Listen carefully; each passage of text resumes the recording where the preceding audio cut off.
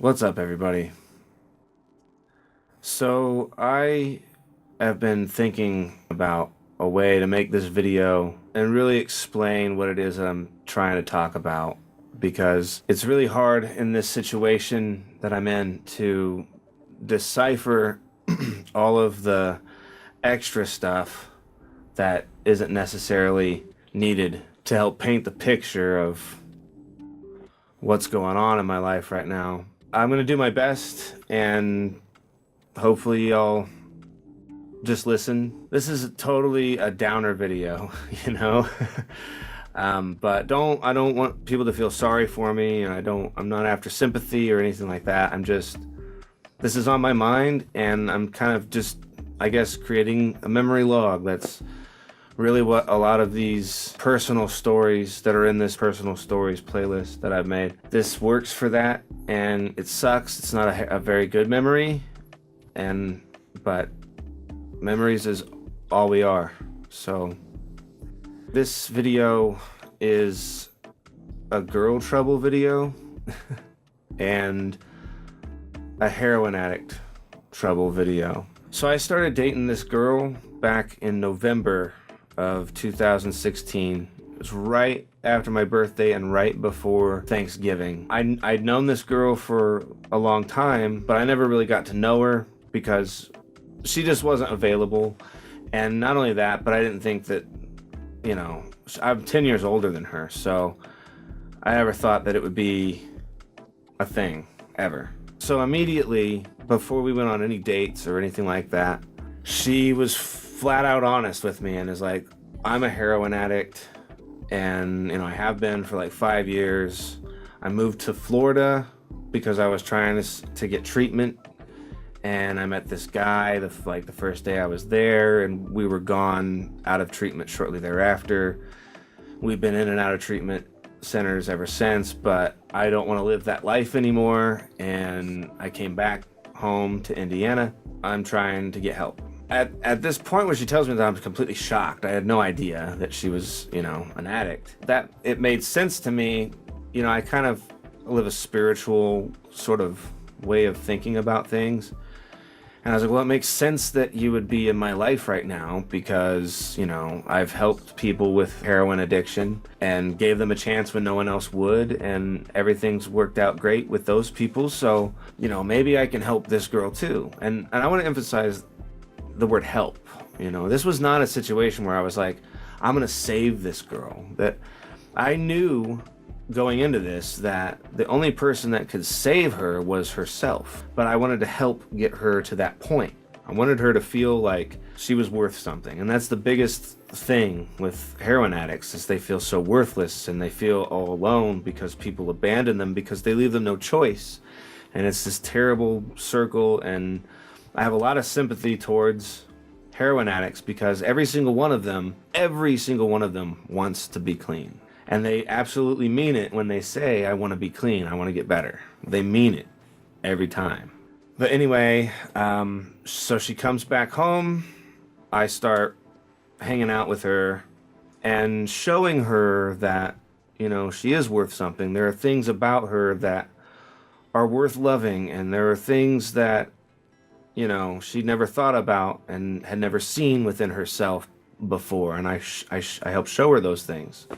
So we're dating for a while, and during that time, I'm noticing a lot of things about her. I'm noticing that she kind of lies about some things sometimes. I had never ever met a habitual liar before, but this girl turns out like she will lie even if you have her square red-handed, It wasn't me, that whole kind of thing. Like, that song by Shaggy is that bitch's anthem. My family became very supportive. Like, my mother and my father were very supportive. So shortly after we're dating, I guess it was February 15th, she overdosed in a Speedway gas station in the bathroom. And I gave her CPR for like 7 minutes until the EMT showed up, and they took over, and literally, like, she was dying. To give you an idea of how serious it was, her body was at the point where it was shutting down, and she had pissed herself. They hit her with 2 Narcan before she came to, and they had a 3rd one open and ready. She's very lucky to have lived through that. I had never seen anything like that before. And at this point, I really love this girl. Even though there are these problems and this heroin addiction, I learned about her, and there were things about her that were really wonderful. The great things about her were really wonderful. And it made it really hard for me to want to like break up with her. I battled with that hardcore over the period of the 10 months that we were together. Was, you know, always coming to that conclusion, like I need to break up with her. She overdoses, and the cops go through her purse, and they discover needles and heroin and Suboxone. During the time that she and I have been dating, from November until February, she was telling me she was buying Suboxone, which is a drug that they give to heroin addicts to help curb cravings, but it can also be ground up, heated up, and shot up, and you can get high from it. Or at least that's what she tells me. So she's using Suboxones, that's true, but she'd also been getting heroin.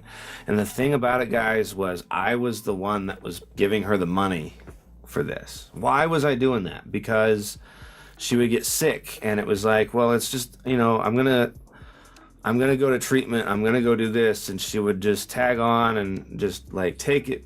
You know, I was irresponsible in helping her obtain that stuff, and I have to live with that, you know. It sucks because I was trying to help her get something that would help her fight the desire to use heroin. That's what my impression is, but the reality was I was paying for heroin for her. And so more lies show up, right? Well, she gets in trouble because of all of this, and she ends up on probation. And, you know, I take her to probation meetings. I pay for her drug tests, and I make sure that she's downtown Indianapolis at the courtroom at like 9 o'clock in the morning. And I could see that she was making genuine commitments to trying to get past this. Like the best that she ever has since I've been with her, and more than likely in the past 5 years. There was this point where she was doing really well, but she would always just fall so hard. She went to treatment and stayed there, which was a big deal because from the time in November until, you know, sometime in March, she was going to treatment but then leaving treatment. But eventually she went to treatment in like March, and she stuck through the whole treatment. But the problem is the treatment centers here don't offer long-term treatment. It's just like you detox and then they set you free. You know, you have some voluntary stuff that you can go and do, but there's no like you're going to be in this facility for 6 months until we get you completely squared away. Like it just doesn't exist here. That's why she went to Florida in the first place, because there are treatment centers like that available down there.